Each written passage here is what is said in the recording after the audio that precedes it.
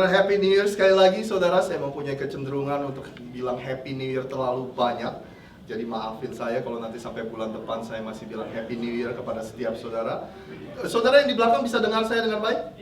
Ya? Oke.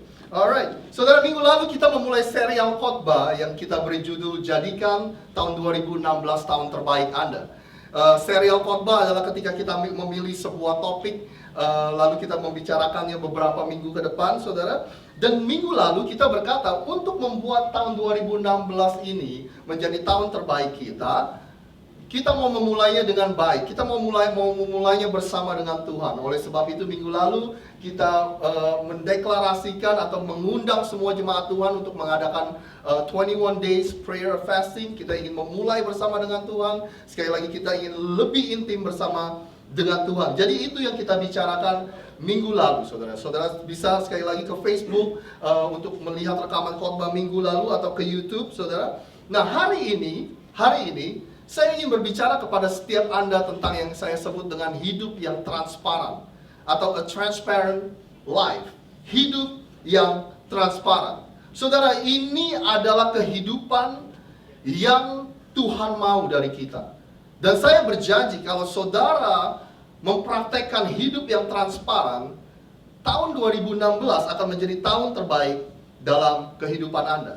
Nah, untuk memulai apa yang kita bicarakan hari ini, boleh saya menunjukkan ini? Mungkin saudara tahu apa ini, saudara? Ada yang tahu ini apa? Kapal apa? Oh, siap. Ada yang tahu namanya apa? Titanic, saudara. Padahal kalau saudara nggak tahu, saya mau tunjukin gambar yang kedua. Yang gambar ini pasti semua tahu ya. Ya, gambar ini tahu ya. Saya punya teman katanya menonton ini 7 kalinya nangis katanya. Wah, menyentuh banget katanya, saudara. Film Titanic ini sebenarnya ceritanya fiktif, tapi nggak seluruhnya fiktif. Karena memang tahun 1912 ada kapal yang disebut dengan kapal Titanic, saudara. Saya kasih tahu kepada setiap Anda betapa dahsyatnya dan hebatnya kapal ini. Ini dibangun di awal tahun 1900-an awal, saudara. Dan pada saat itu membutuhkan biaya sekitar 7,5 juta dolar. Padahal itu di awal tahun 1900-an. Nah, panjang dari kapal ini sepanjang 217 meter. Beratnya sekitar 52.000 ton, saudara. Bisa memuat sekitar 3.700 orang dan bisa memuat barang bawaan sebanyak 900 ton. Di dalamnya ada 4 elevator lift dan ruangan yang ada di dalam kapal ini mungkin sekitar 5.000-an. Sebuah kapal yang dahsyat dan sebuah kapal yang powerful sekali yang pernah diciptakan. Bahkan ada salah satu statement atau kalimat yang terkenal yang dikatakan ketika kapal ini jadi. Statement itu berkata, "Not even God can sink this thing." Bahkan Tuhan pun tidak bisa menenggelamkan perahu ini. Nah, tapi seperti yang Anda tahu, pada bulan Maret 1912, dari pelabuhan kota Liverpool, Inggris, kapal ini mau berlayar dan menuju kota New York City, saudara. Dan di tengah perjalanan, saudara tahu apa yang terjadi? Kapal ini menabrak iceberg atau gunung batu es, saudara. Dalam waktu kurang dari 3 jam, sesuatu yang dahsyat, sesuatu yang powerful seperti ini, this thing sink to the bottom of the ocean. Kapal ini hancur dan tenggelam ke dasar laut dalam waktu kurang dari 3 jam. Seperti yang Anda ketahui tentang iceberg atau gunung es batu, biasanya yang kelihatan di permukaan itu hanyalah 10%. 90% lainnya terdapat di bawah permukaan air laut. Sesuatu yang tidak bisa dilihat, sesuatu yang tersembunyi, sesuatu yang ada di dalam kegelapan. Inilah bawahnya, inilah sesuatu yang tersembunyi, inilah yang menenggelamkan sebuah kapal yang begitu powerful seperti Titanic, saudara. Oleh sebab itu hari ini saya mau katakan tentang hidup yang transparan, saudara. Karena rahasia atau apa yang kita sembunyikan di dalam kegelapan, apa yang kita rahasiakan, saudara, mempunyai potensi untuk menghancurkan hidup kita. Hidup kita, hidup yang kita yang diciptakan dari Tuhan yang untuk melakukan perkara-perkara yang hebat, saudara. Hidup kita bisa hancur, hidup kita bisa berantakan, saudara, karena sesuatu yang kita sembunyikan di dalam kegelapan. Ketika kita mempunyai banyak rahasia dan banyak hal yang disembunyikan dalam hidup kita, maka itu akan berdampak negatif di dalam hidup kita. Karena kehidupan orang Kristen tidak pernah didesain untuk kita untuk hidup sendirian. We are never designed to live in isolation, saudara. Kita nggak pernah didesain untuk hidup tertutup, sendiri, dan diisolasi dan jauh dari orang-orang. Tapi kita dipanggil untuk hidup di dalam komunitas. Kita akan lihat ayat pertama yang akan kita lihat pada siang hari ini. Ditulis oleh seseorang, ini adalah adik dari Yesus, yang bernama Yakobus. Dikatakan seperti ini, biarlah kamu saling mengaku dosa, hendaklah kamu saling mendoakan supaya kamu sembuh. Doa orang benar sangat berkuasa dan besar pengaruhnya. Boleh saya ajak kita baca bersama-sama? 1, 2, 3. Biarlah kamu saling mengaku dosa, hendaklah kamu saling mendoakan supaya kamu sembuh. Doa orang benar sangat berkuasa dan besar pengaruhnya. Kita diciptakan untuk sebuah komunitas. Nah, sekali lagi kalau saudara di sini masih belum setuju atau saudara masih berpegang pada prinsip Anda bahwa ada banyak hal yang saya nggak perlu sharing kepada orang lain atau saya banyak rahasia yang saya mau simpan sendiri, nggak apa-apa, saudara. Let me build my case. Izinin saya untuk berbicara beberapa menit lagi dan mungkin saudara akan tahu untungnya ketika kita mempunyai hidup yang transparan. Sambil saudara ingat-ingat ayat yang baru saja kita baca. Nah, berikutnya saya mau tanya, di sini siapa dari Anda yang ada di sini adalah pengguna sosial media, saudara? Ada pengguna sosial media ya? Banyak ya menggunakan Facebook, Instagram dan sebagainya. Saya nggak bisa keep up dengan semuanya yang ada, saudara. Nah, kita bicara soal Facebook. Tahukah Anda bahwa Indonesia adalah negara pengguna Facebook nomor 4 di dunia. Yang terbanyak, of course, Amerika. Yang kedua, India. Yang ketiga, Brazil. Dan nomor 4, Indonesia, saudara. Siapa dari Anda yang lumayan aktif di Facebook? Lumayan ya? Gak ada yang berani angkat tangan. It's okay. Saya lumayan aktif di Facebook. Menurut saya Facebook adalah sesuatu atau social media adalah sesuatu yang sangat luar biasa sekali, saudara. Banyak organisasi, perusahaan-perusahaan sekarang yang menggunakan Facebook untuk advertising mereka, untuk marketing mereka. Ada banyak dari kita yang menggunakan Facebook sebagai alat komunikasi. Salah satu alat yang kita gunakan di gereja ini, komunikasi antar pelayan Tuhan, kita menggunakan Facebook. Facebook juga berguna untuk menghubungkan kita dengan teman-teman lama kita yang ada di seluruh dunia. Iya kan? Bahkan para politisi sekarang tahu pentingnya Facebook, tahu pentingnya sosial media. Mereka mulai mengadakan kampanye melalui Facebook. Jadi Facebook bukanlah hal yang buruk sama sekali. Facebook adalah sesuatu yang sangat berguna. Ada beberapa fakta tentang Facebook. Perusahaan Facebook ini dimulai tahun 2004, sekitar 10 tahun yang lalu. Dari sejak tahun 2004 sampai sekarang, kira-kira ada 250 miliar foto yang pernah diupload. 250 billion, saudara, foto yang pernah diupload. Bahkan setiap harinya ada sekitar 350 juta foto yang diupload setiap hari. Kayaknya setengahnya dari gereja ini nih. 350 juta foto. Tapi saya berpikir, kenapa salah satu alasan kita menyukai Facebook? Mungkin salah satunya ini yang kita nggak pernah pikirkan, saudara. Karena ketika kita menggunakan Facebook, kita bisa mengendalikan image kita seperti apa yang kita mau tampilkan, saudara. Ketika kita menggunakan Facebook, kita bisa mengendalikan identitas apa yang kita mau tampilkan ke seluruh orang banyak. Iya kan? Kita mau mengendalikan ini, saudara, persepsi orang tentang kita. Jadi ketika orang melihat kita di Facebook, mereka akan mempunyai persepsi tertentu. Nah, saya mempunyai beberapa contoh, dan saya akan menggunakan saya sebagai contoh supaya saudara nggak tersinggung. Contoh yang pertama, dari apa yang saya bilang tentang mengendalikan image kita, misalnya saudara, kalau saya ingin orang-orang melihat saya sebagai orang yang sehat dan mempunyai gaya hidup sehat, saya tinggal menampilkan ini di Facebook saya. Saya di treadmill tadi pagi, ini breakfast saya, yogurt, strawberry, dan pisang. Saudara. Orang-orang akan mempunyai persepsi bahwa Rosid itu orangnya sehat dan mempunyai gaya hidup sehat. Enggak mungkin kalau saya ingin orang-orang pikir saya sehat, saya menampilkan foto yang seperti ini, saudara. Itu ada 4 scoop ice cream, saudara. Ini kalorinya 5.000 kayaknya. Iya kan?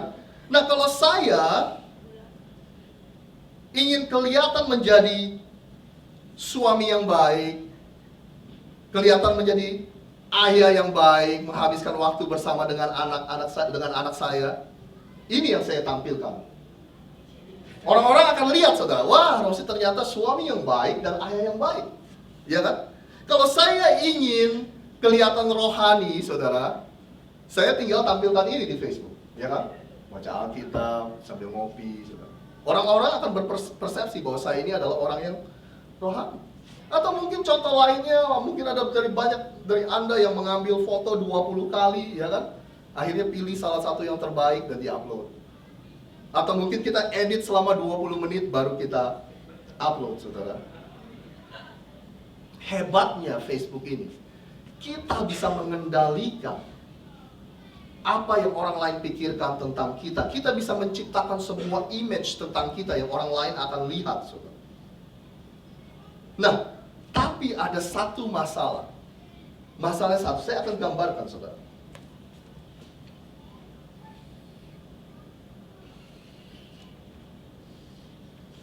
Ketika hidup kita di Facebook atau di social media, saudara, tidak sesuai dengan kehidupan kita yang real, yang sesungguhnya, real life, maka akan ada yang saya sebut dengan discrepancy atau perbedaan atau kesenjangan, jarak, saudara. Ya kan? Mungkin beberapa dari Anda berkata, saya nggak menggunakan Facebook. Saya punya akun Facebook aja, enggak. Mungkin saudara nggak menggunakan Facebook, tetapi saudara mempunyai versi Anda yang berbeda-beda. Contohnya, kalau di rumah kelakuan kita beda, kalau di tempat kerja kelakuan kita berbeda, ya kan, saudara? Ketika kita ada di depan istri kita kelakuannya berbeda. Ketika kita ada bersama teman-teman kita kelakuannya berbeda, saudara. Yang paling sering kita sebagai orang Kristen, kita disinggung seperti ini, saudara. Hari Minggu, kelakuan kita berbeda. Senin sampai Sabtu, kelakuan kita berbeda, saudara. Jadi ada 2 versi. Begitu hari Minggu, kita langsung memakai versi kita yang mau ke gereja, ya kan? Tetapi begitu Senin sampai Sabtu, kita mempunyai versi lain tentang diri kita. Nah, kita paling sebel kalau orang-orang manggil kita dengan kata ini. Ada yang tahu apa katanya? Dimulai dari huruf M. D, itu munafik, ya kan? Saya sebel banget kalau saya dipanggil seperti itu, atau saya mendengar ada orang yang berkata seperti itu kepada orang Kristen. Tapi kenyataannya memang ini terjadi, saudara. Iya kan? Ada kesenjangan di antara siapa kita di gereja atau di Facebook dengan hidup kita yang sesungguhnya.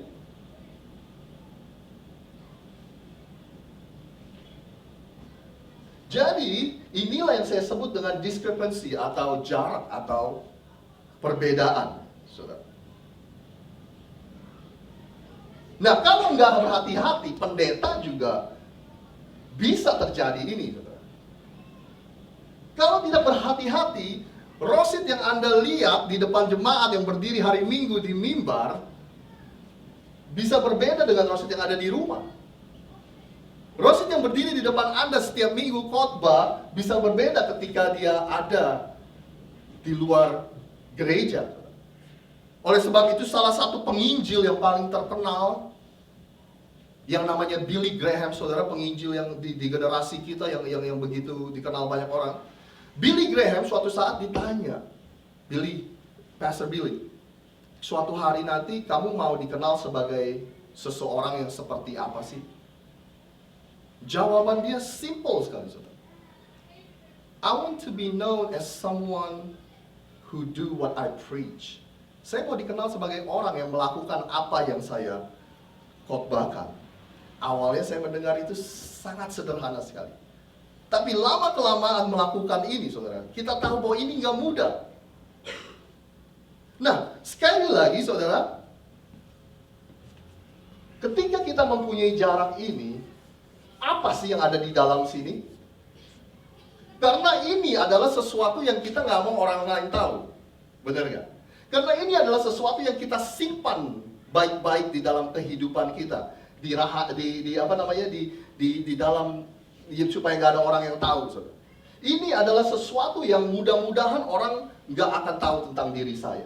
Ini yang kita sebut dengan rahasia, saudara. Secret.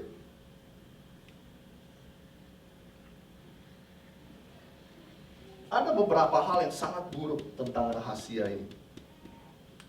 Because, ya ini kita mau panggil rahasia kita mau panggil kebiasaan dosa kita yang orang lain nggak tahu, ataupun apapun itu yang kita simpan dalam kegelapan, saudara. Masalahnya ini sangat tidak baik buat kita. Kenapa? Karena ini bertumbuh di dalam kegelapan, saudara. Ini akan terus bertumbuh di dalam kegelapan. Artinya, ketika kita menyimpan ini, kita pikir hidup kita akan menjadi lebih baik. Tetapi yang terjadi adalah the opposite, kebalikannya. Karena ini akan terus bertumbuh, sehingga membuat hidup kita tidak menjadi lebih baik, bahkan lebih buruk. Dua lagi alasan kenapa ini buruk. Karena ini sangat membebani hidup saudara, ya kan? Saudara kemana-mana takut supaya orang nggak tahu, supaya nanti orang tahu gimana, ya kan? Atau mungkin saudara pernah mendengar orang berkata bahwa, saya mau bilangin Anda rahasia ya, tapi jangan bilang ke siapa-siapa ya. Itu adalah buktinya bahwa seseorang itu tidak mampu memegang rahasia orang sendiri, saudara, karena membebani hidup mereka. Dan yang pasti ini, jika terungkap secara tidak sengaja, akan menyakiti orang-orang yang ada di sekitar kita. Ini akan menyakiti dan akan membawa malu bagi orang-orang yang ada di sekitar kita. Jadi pertanyaan Anda sekali lagi, jadi saya mesti keliling Philadelphia menceritakan tentang rahasia saya? No, jawabannya ada di ayat yang tadi, saudara. Dikatakan, biarlah kamu saling mengaku dosa, hendaklah kamu saling mendoakan, supaya kamu sembuh. Doa orang benar sangat berkuasa dan besar pengaruhnya.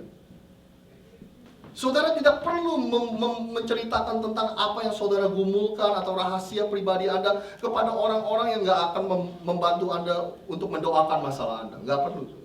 There's no point of telling them your secret. Nggak ada poinnya. Bahkan ketika saudara cerita, mereka akan menghakimi. Jadi jangan sampai ceritakan rahasia Anda ke orang yang salah, tetapi kepada orang-orang yang akan mendoakan Anda. Anda cerita kepada orang-orang yang peduli dengan kehidupan Anda, yang mau Anda menjadi lebih baik. Karena doa orang benar besar kuasanya. Nah, orang benar di sini bukan orang yang sempurna, saudara. Tapi orang-orang yang telah dibenarkan, yang dibuat benar oleh Kristus. Jadi dengan kata lain adalah orang-orang percaya. Tapi yang satu hal yang saudara nggak boleh lakukan, saudara nggak boleh terus menyimpan ini. Jadi doa saya mudah-mudahan apalagi suami istri, jangan sampai ada satu pun hal yang suami Anda atau istri Anda tidak tahu. Buat Anda yang akan memasuki pernikahan, saya sangat menganjurkan Anda untuk bicara semuanya tentang Anda kepada future wife atau future husband Anda. Karena ini sekali lagi is not good for us. Saudara tahu gak? Ayat yang sederhana ini itu dipraktekkan sampai pada detik ini oleh banyak institusi, saudara. Ketika Anda pergi counseling, ketika Anda pergi ke psikiater, yang mereka lakukan apa sih, saudara? Saudara disuruh duduk, bahkan saudara disuruh tiduran, ya kan? Terus psikiater itu ambil kertas, dan dia cuma suruh Anda bicara. Dia cuma bilang, terus, ya terus, dia hanya mencatat, saudara. Sambil Anda bercerita, jamnya jalan terus, biayanya jalan terus. Tapi mereka menggunakan aplikasi ini, saudara. Just to bring something out. Jangan untuk membawa ini keluar, saudara.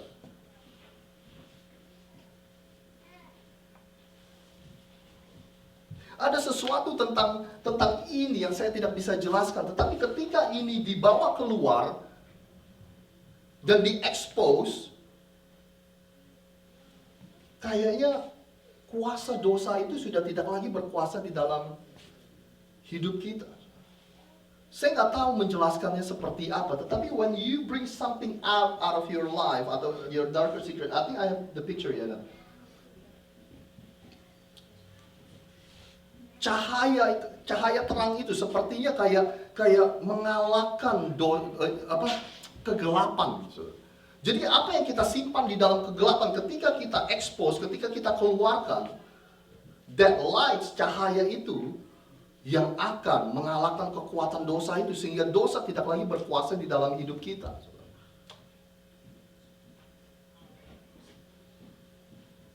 Saya pernah cerita sama Anda, kemarin malam tahun baru saya cerita dan saya hidup transparan di depan Anda semua, bahwa beberapa tahun lalu saya terikat dengan yang namanya pornografi.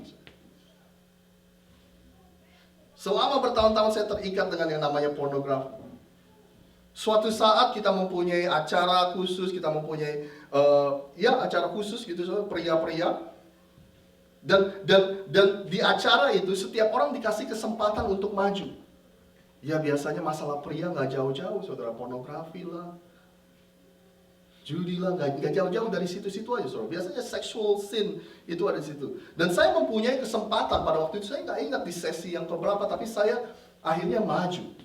Dan dengan sangat malu saya katakan kepada semua orang yang ada di situ bahwa saya terikat dengan ini. Again, ini saudara bekerja secara pribadi dalam hidup saya. Somehow ketika saya confess, ketika saya mengakui dosa saya, keterikatan saya, somehow besok-besok saudara, saya nggak mempunyai desire lagi untuk, seperti kayak dosa itu nggak ada kuasa untuk mengikat hidup saya lagi.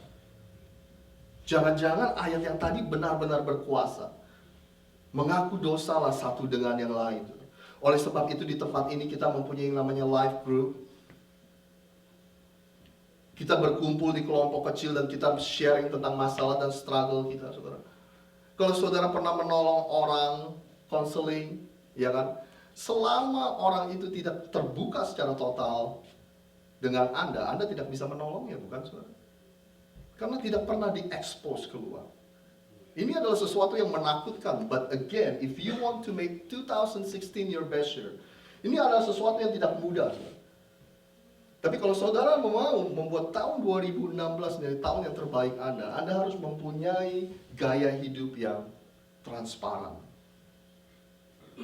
Kelihatannya seperti apa sih sehari-hari, saudara? Gaya hidup yang transparan itu adalah saudara nggak perlu takut untuk men-sharingkan apa yang saudara alami.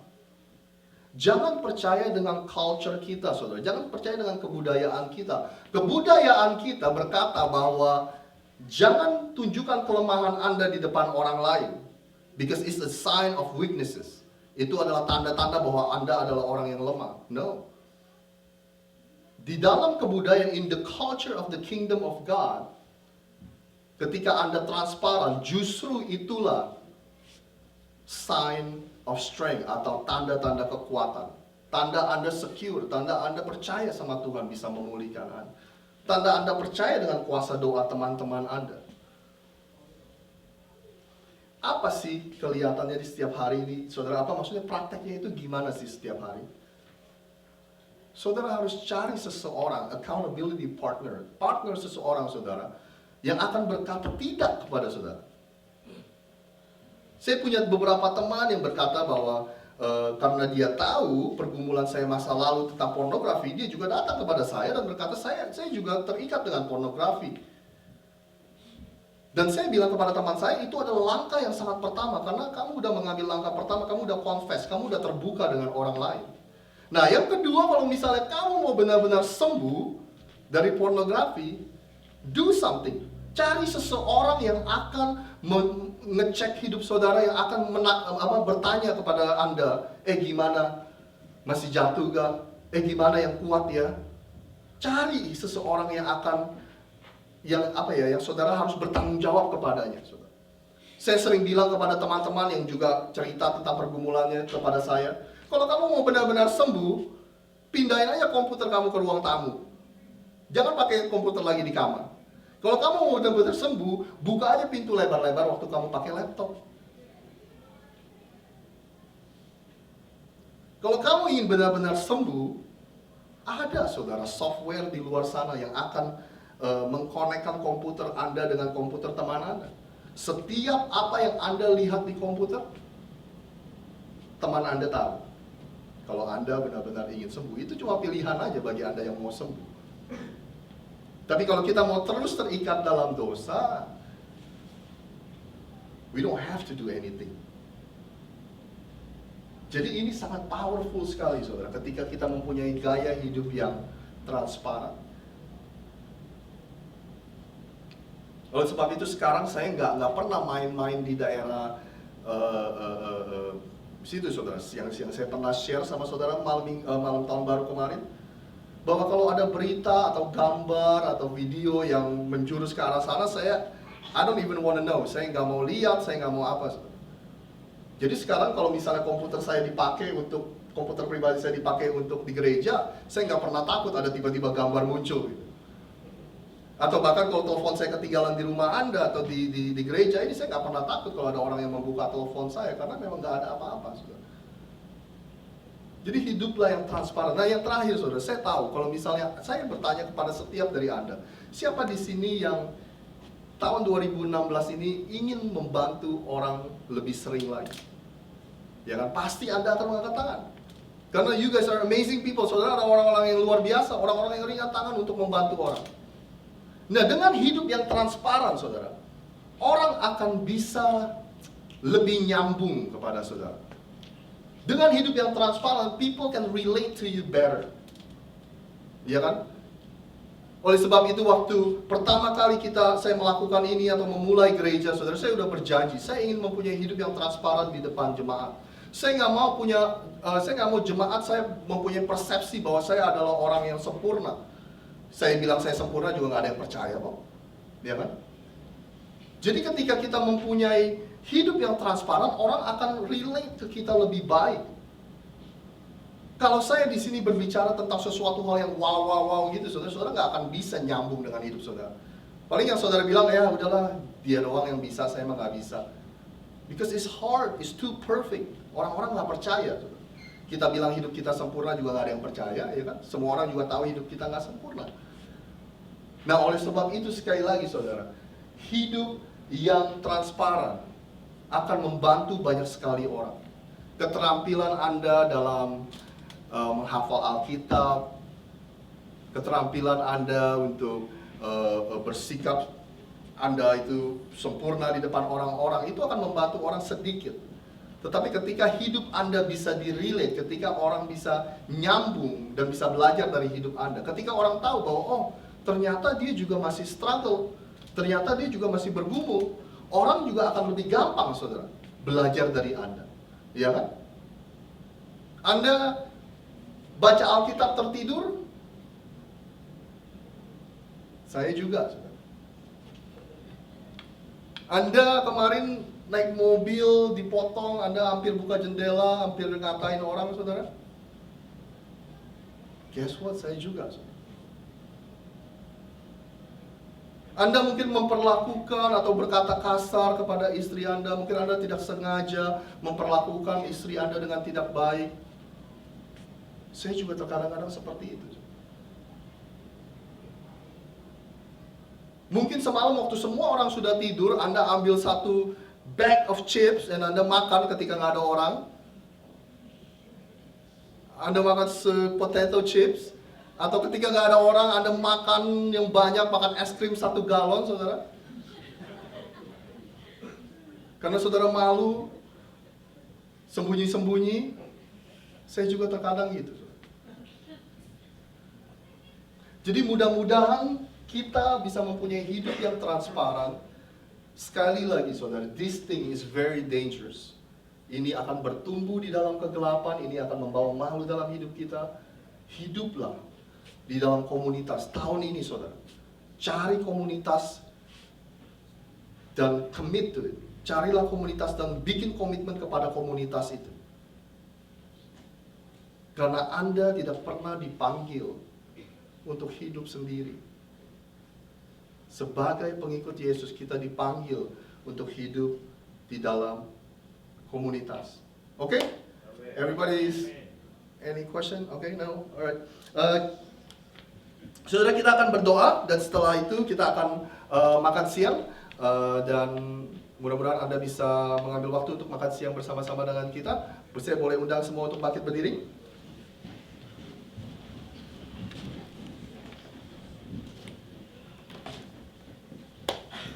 Bapak, kami mengucap syukur atas firman-Mu hari ini, Tuhan. Tuhan, kami sadar bahwa ini adalah bukanlah sesuatu yang mudah untuk dilakukan. Ini bukanlah sesuatu yang kami bisa lakukan right away atau kami bisa lakukan sekarang juga. Tapi doa setiap kami bahwa Engkau berikan kami keberanian untuk mempunyai hidup yang transparan. Engkau berikan kami keberanian untuk mempunyai komitmen untuk hidup di dalam sebuah komunitas. Tuhan, apapun itu yang kami simpan selama ini, kami tahu bahwa itu semua tidak baik, Tuhan. Kami tahu bahwa suatu hari apa yang kami simpan baik-baik itu bahkan akan terungkap. Oleh sebab itu Tuhan, walaupun ini sulit, kami memutuskan bahwa kami akan hidup yang transparan dan kami akan membawa sesuatu yang kami simpan selama ini untuk keluar dan untuk di-sharingkan kepada orang supaya kami boleh didoakan dan yang pasti supaya kami boleh sembuh, Tuhan. Terima kasih Tuhan, terima kasih. Kami percaya tahun ini kalau kami mempunyai hidup yang transparan, kami percaya ini akan menjadi tahun yang terbaik. Dan kami percaya Tuhan, Engkau juga tidak akan membiarkan kami sendirian. Engkaulah yang memberikan kekuatan, Engkaulah yang memberikan kami keteguhan supaya kami boleh terus hidup berkemenangan. Jemaat Tuhan, boleh angkat tangan Anda. Terimalah berkat Allah Bapa, Putra, dan Roh Kudus. Berkat di dalam nama Tuhan Yesus. Tuhan berjanji bahwa He come to give you life and life to the full. Dia datang untuk memberikan hidup dan hidup yang berkelimpahan. Kami pegang janji-Mu itu Tuhan, hanya di dalam nama Tuhan Yesus kami berdoa dan mengucap syukur. Semua katakan Amin. Saudara boleh kasih salam samping kiri kananmu dan katakan Happy Sunday.